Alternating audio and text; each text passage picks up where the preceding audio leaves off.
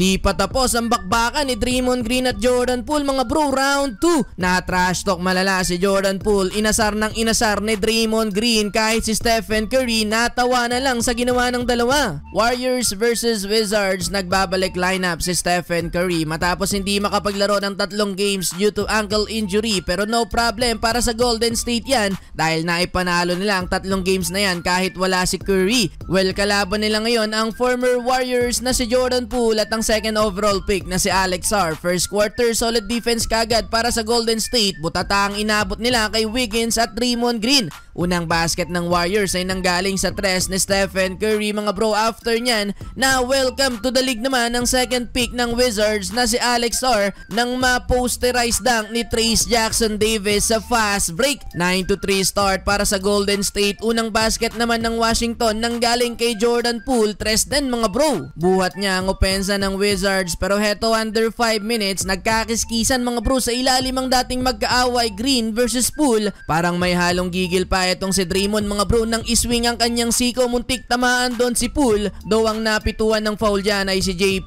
mga bro sabay tula kay Green. Well, kontrolado ng Warriors ang laban mga bro. Maagang pinagpahinga si Curry kaya bumuhat ang second unit na pinangunahan agad ni Buddy Hield with 8 points with 2 3-pointer. Kaya hawak ng Golden State ang 9-point lead sa first quarter 29-20. Second quarter Buddy Hield pa din para simula ng opensa ng Warriors. Double figure 10 points na mga bro para kay Hield. Eto, gustong dumalawa ni Jackson Davis sa rookie pero nahuli na ni Alex Sarr ang labatem sana ng Warriors. Kuminga naman nag-stare down sa fan ng Wizards nang maipasok tong tough baseline fadeaway jumper halfway mark nang ibinalik si Stephen Curry. Agad na bumitaw ng long bomb ang greatest shooter pero sala yan. Though grabe ang hustle dito ni GP2 mga bro. Muntik maging dunk of the year sana kung nakompleto ang dunk sana na to mga bro. Pero 2 points pa din naman yan. Kontrolado pa ng Warriors ang lead. Napakagandang assist ni Stephen Curry para kay Jackson Davis. Back-to-back slam dunk para sa big man ng Warriors na meron ng double figure 10 points. Last 2 minutes nakaagaw ng bola si Jordan Poole. Easy dunk na sa fast break. Eto pa, last 9 seconds bumitaw pa ng tres si Poole sa harap pa ni Draymond Green.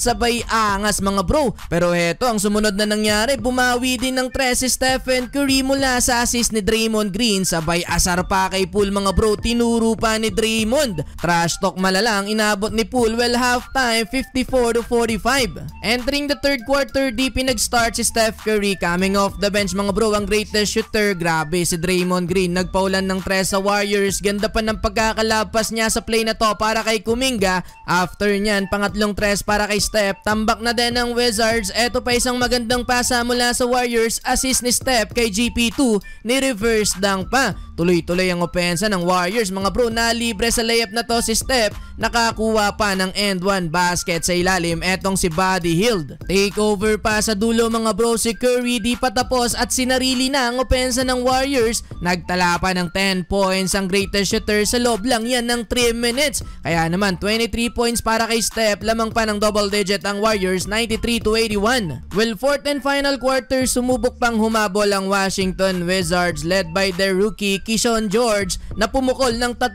sunod na 3 points mga bro. Nang trash talk pa sa Warriors. Naibaba pa nila sa single digit ang kalamangan ng Golden State mga bro. Yun nga lang, bigla namang nakabawi ang Golden State. Kaya naman sa dulo, panalo pa din mga bro ang Warriors sa likod ng 20-point game ni Stephen Curry.